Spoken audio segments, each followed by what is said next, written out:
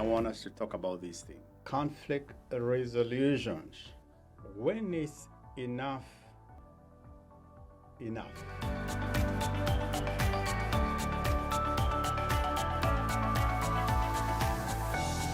In any relationship, there's bound to be conflict.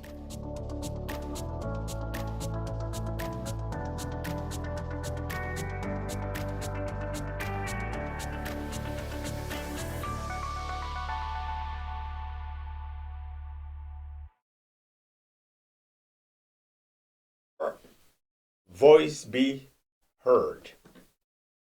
Have you ever gotten to a situation where you think that you don't matter? Nobody listens to you. Maybe because you don't have a platform. Maybe your message is not relevant. How do you make your voice known or heard? In the world of marketing, I believe there are several stages or things that need to be packaged for a message to go through. Message is very important. Anytime you have a message that you need to communicate, it's very, very important. May I submit to you that the message is as important as a messenger. Whoever passes the message is very, very, very important. Very, very, very important. And therefore, you need to know the message you have and who is going to share that message, because not everybody can communicate as you'd want. Of course, the other part of marketing, and that's my own making, is you have the message, you have the messenger, you need a forum. Some of us don't have a forum that you can use to communicate your message. You need a venue, if you may. We have a lot of social media avenues. Some of us are clergy, we have the pulpit. Those of us in leadership, there are ways that you can communicate. You all have those platforms. But you also need to have a target group. What's your target? What's the message directed to? Who is supposed to listen to this message? Right? Number 5, the strategy. How do you communicate? Because there's a style of communicating. There are those who communicate through songs. A message can be communicated through media. There are people who can do it by shouting, other people by, email. Strategy is very important. The timing also of the message. You may have a message, but it may be outdated. So all those things are important components of the message that you want to relay. The message, the messenger, the target, the forum, the time, the strategy, and the timing, all those. So, for your voice to be heard, the question is, which is that voice? What is it that you want people to know? What message do you want to relay? And which methods do you use? I'm going to talk about voice being heard in the political arena. And we have one fundamental tool that we must use, especially right now here in America, when you are electing the President of the United States of America. You might think that your vote does not matter, but it is that vote plus another one that will add up to something. It's a story of a man who was at the seashore, and he had found that the waves had swept a lot of fishes to the shore, and a lot of fishes were struggling to go back to the water. And you know, a fish staying out of the water would eventually die. And you know, there was this old man who was trying to throw these fish back to the water. And there were thousands of them. A young man was passing by and he said, "Old man, do you know how many fish have been swept by the waves to the shore? Do you know you are not even gonna take 1/1,000,000? There are so many. And you're gonna be tired by the evening." And the old man said, "I'm not here to take all the fish back to the water. I may not. But for this one, I'll make a difference with this one." And he threw it to the water. We may not solve all the problems, but this one thing you're going to do will make all the difference. Don't despise those humble beginnings. You might say, millions and millions of votes. What will mine do? Suppose everybody says that. You're going to vote in the wrong person by not voting. It is a powerful tool that you have. And by the way, even us living in the diaspora, we are lamenting here about the choices of leaders that we are having in Kenya. And you might be worried, what difference would I make? I'm in America. Oh yeah, they are putting all bad leaders there. You can have some influence, and I'll tell you how you can have your voice be heard. One, talk to your neighbor. Talk to your family members, those who have the vote. Speak sense to them. Tell them what you think. Have a conversation. Put ideas in their mind. It's not what politicians do. They have all these meetings and, convoy, and they stand and they convince people why you need to vote them in. You will not be doing anything wrong. Talking to your mom, talking to your brother, and that's what I'm going to do. I said it in the other broadcast. We're going to make it intentional. This time round, we are going to identify and corrupt people, people with good morals, people who have refused to compromise in Kenya. And we are going to recruit them. We're going to fundraise and try to sell them around the country and say, please, please, please consider putting these people in because they have not compromised. And we in the diaspora, they talk about millions on a conservative way. Let's say we are 300,000 here in America. Forget even about those many. 50,000 of us. If all of us can convince 5 people or 10 people, 50 times 10, that's 500,000. And that could tilt the elections. If we talked, have our voice heard through our relatives, you don't have to go back to Kenya to vote. You take your phone, have a conversation, convince 10 people, if not 20. Right?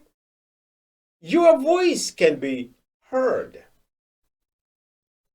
The other thing, your voice can also be heard by contributing to a good cause. We're going to raise money because that's what they do in other countries. Here in America, People raise money little by little. World over, we have people who raise money to fund campaigns. And we here in the diaspora can have our voice heard if we can solicit money together, identify good people, good morals. And some of us go to Kenya and try to tell people, get into those vans, go in the rally, bring people together and sell the good candidates. One way of making our voice heard. But here in America, the elections are around the corner.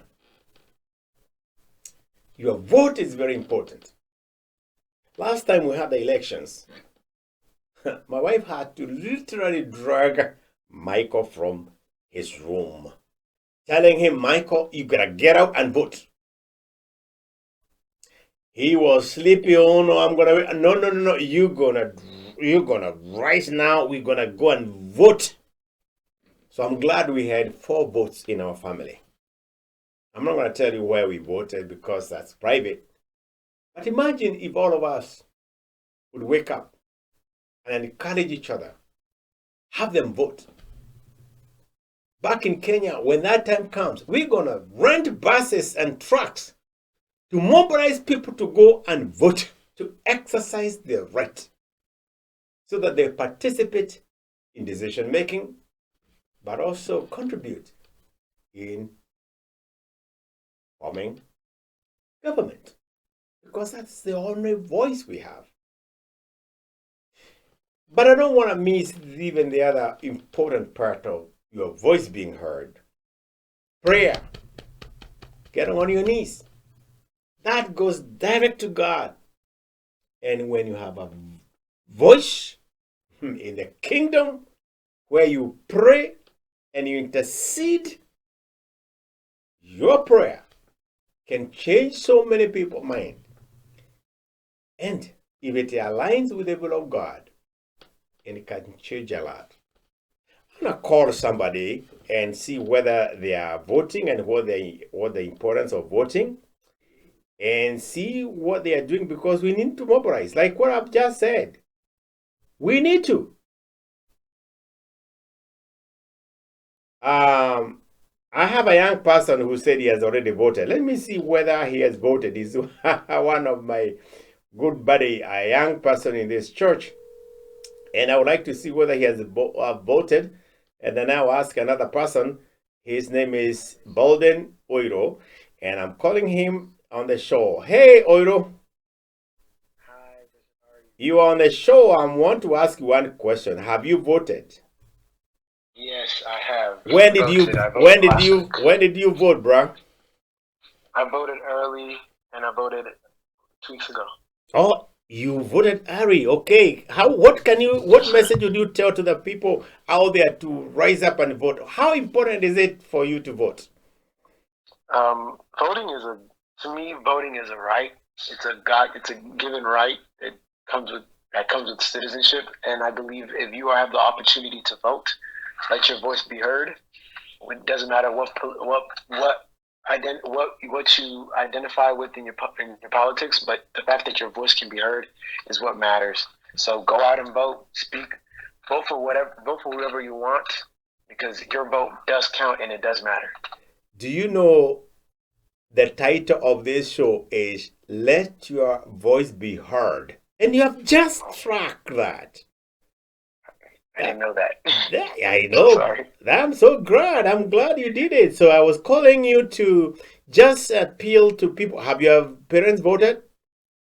Yes, we all voted early. You did. Yes. But your sister is younger. She's still young, right? Yeah, she's 15. She can't vote yet. She can vote. How did they feel? Is this your first time for you to vote?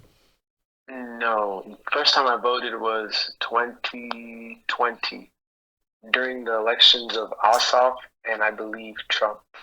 Trump versus Biden. Now you're telling me you're not young, huh? That's what you're trying to imply, Oiro. Okay, fine. But I'm sure it feels so good that you've contributed to the leadership of this country. I want to thank you, Baldwin. And as you have said, you have told young people it's your right to vote. If you don't vote, you are voting your opponent in, right? You know what that means, right? Yeah. Yep. So, where are you in college? I'm at Georgia State. What are you pursuing? I'm pursuing psychology with a minor in statistics. That is, Baldwin is one of our leaders in our church. He's one man you like to meet. He's very curious. His parents are teachers. He's a wonderful gentleman. Thank you so much, Oiro, for taking a minute to encourage people to vote. Let's wait for the result, and I hope that we can. By the way, before I let you go, is it ideology? What leads you to decide a candidate? Is it what they believe in, or what motivates you? For me, what motivates me to vote for somebody is what they stand for, their ideology, Okay. their core values and beliefs. Yes. If they align with me, then I will most likely vote for them. There you If go. they don't align with me, there's no way you can get my vote. Yes. If they don't align with you, don't vote. And I'm glad that you've done that. Thank you so much. I want to leave you because you might be having some homework doing, and say hi to your family. Yes, sir. All right. Thank you so much. Have a blessed night. Bye-bye. You too, brother. Thank you. That is one of our young people, and he has already voted. Let me call a mother, one of us who's been here for quite a bit. I hope she'll be near to pick my call. Her name is Monica Kiman. She's been here for quite a while, and she's one of those who have encouraged people to vote. I hope she can pick my phone, my call. Yeah, she has picked the phone. Hey, Monica, how are you? I'm good. How are you? Guess what? I'm in a show, and a young man called Baldwin said he has already voted, and I am calling to find out. Have you voted? I actually have not voted, but I'll be voting tomorrow morning. You are one of those who have encouraged people to vote. If you don't vote, I will have a meet with you. So are you one of the early voters? Have you identified your location? Yes, I do know my location. Yes, I'll be voting early this year. I know the other day you were telling people in church to make sure they go to the right voting. Those who be watching this episode, how do they know where to go to vote, especially for newcomers? If you're new, let me not say most, all counties will let you know what locations are open for what we call early and advanced voting. Mm-hmm. So all you need to do is it's really a simple Google search where you can find out what's open in your county. You can also go to my voter page, Mm-hmm. and on your voter page, if you enter your information, it will give you where you're supposed to be voting on the day of. So it will let you know what your precinct is and the address, and whether or not you're eligible to vote or whether you're registered to vote. Actually, on Saturday, I went to vote, and I found a place near church just to realize. I presented my ID, and they said, "Sir, you can't vote here. You don't live in Cobb County.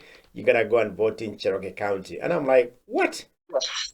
So yes, you can only vote in your county of residence. Yes. yeah, so I went back on a Monday, and I was able to vote. I had a kind of little long line, but it was good. It feels so good to exercise that. Why is it important to vote, Monica? I think I personally believe we don't vote not necessarily for our candidate of choice to win. We vote because it's our democratic right, and it's also a civic duty. We vote to exercise maybe what I would call perhaps the single most important and lone civic duty, which is, of course, voting. I think that's, in a nutshell, why we vote.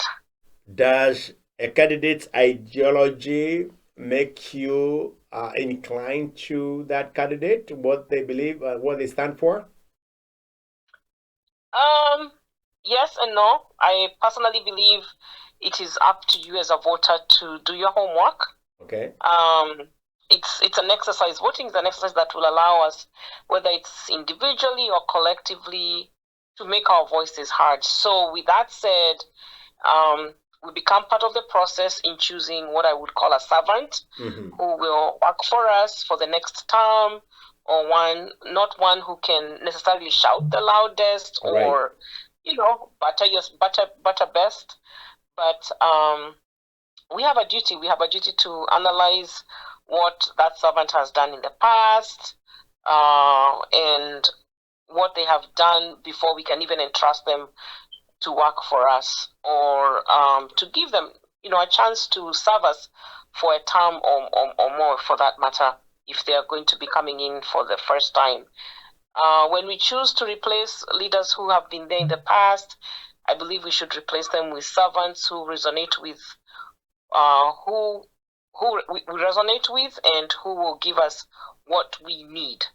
Sometimes candidates will come and yap, talk, excite you, but you have a duty to also go out there and do your homework. Right. Find out who is this person? What do they really believe in when the cameras and the lights are off and the action is out? Who are they? Who are they at the core? So get to know them, get to understand if they align with what you believe in. I know you have two sons, and I was just saying earlier on, we had to drag Michael. The mother dragged him out to go and vote. Our Kenyan community, do you think they're enlightened? And what's your feeling? Do you think majority or many of them go out voting, or they are so busy with other stuff?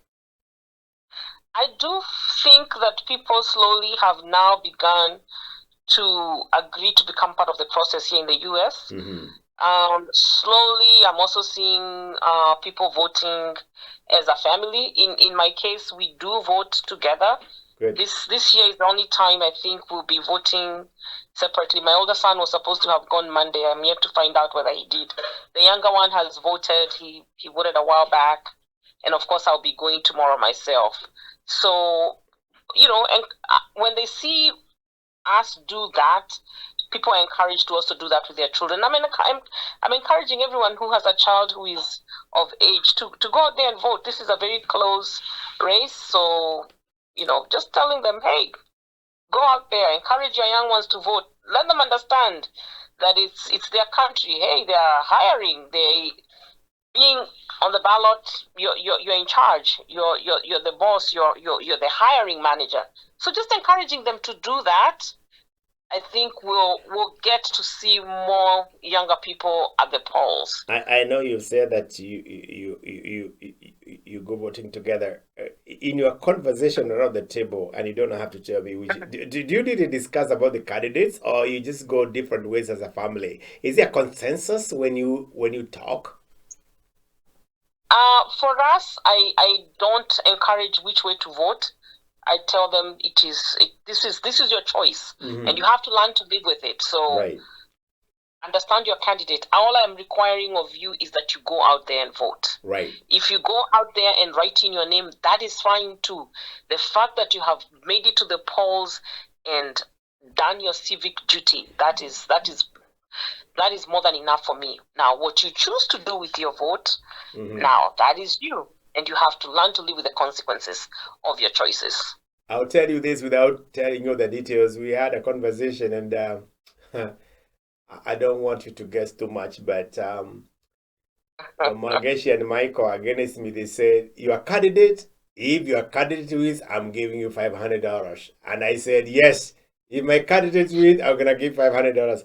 A very nice conversation, but again, you give that liberty. But what you've said is very important. You've said one phrase that you are there to hire or fire a president. I mean, when you go there with that one vote, and to tell yourself, like, it's like the whole election is dependent on your vote. You are hiring the CEO of this country. You know how important that feels? Very, very important. Most definitely. Yeah, you're firing and you're or hiring a CEO. It feels so good. So as you said, let's exercise that civic duty. It is a God-given right. You know how long it took in this country for women to vote, for people of color to vote, and now when it is given, We must seize Yeah. that opportunity because we are in this country to stay and we are part Absolutely. of This the is home. process of decision making. That's very true. You could not have said it better. I am a firm believer that our candidate of choice does not win because I went out to vote. They win because they convince you and myself and a majority of others that they are the best option. Now, at the same time, if you don't go out to vote, the person that you do not resonate with, in essence, you have voted for them. Very true. Because you could be the one vote that could make a difference. Exactly. Yeah. Mm-hmm. That is Monica Kimani. She's one of leaders of Kenyan American Community Church. She has been an educator to many Kenyans on how to vote. And once again, thank you, Monica, for encouraging us to go out and vote and use our God-given tool to exercise our civic duty in electing the CEO of this country. You have a great evening. I know it's evening, and I pray that you wake up early in the morning. What time are you planning to go and vote? I plan to be there at about 8 o'clock, 8 a.m. It's right around the corner from my house, so I hope there'll be no long lines. It doesn't matter. That's my day. If it takes me a whole day, I will be there. Whoa. What a commitment. That's call to duty. Thank you, my friend, and have a great night. It's nice talking to you. You too, thanks. Bye-bye. Thank you, bye. Yeah. As you hear, my friend, we must make our voices heard. It's our civic duty. And as I said, we will do it here in America, but also in Kenya. When that time comes, let us rally together because God uses our voices to have His will done. God is not going to come here and you find Him casting votes with the angels, Gabriel and Michael and all those. It takes you for God to use you so that God may make His will known. Are you available to be used that as our tool? It's a message, but you're the messenger. Would you be willing to do that? God bless you. I hope that you'll find yourself very important for the destiny of this country and even our country, Kenya. God bless you. See you shortly again in this forum.